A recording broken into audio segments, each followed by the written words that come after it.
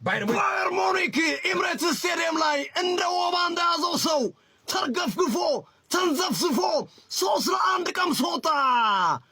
አርሰናል ፍርጣማ ወጣት ነበረ። አርሰናል ጎረምሳ ነበረ።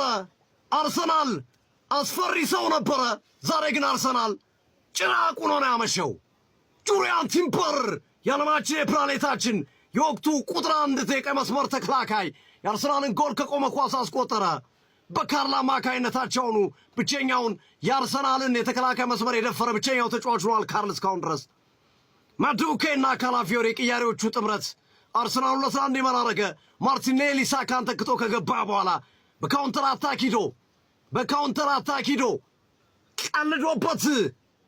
ቀልዶበት ማኑኤል ኖየርን ግሩም ጎል ከባዶ ጎል ጋር ተገናኝቶ ከባዶ መረብ ጋር ተገናኝቶ ኳስና መረብ በማገናኘት አርሰናል 3-1 አሸነፈ።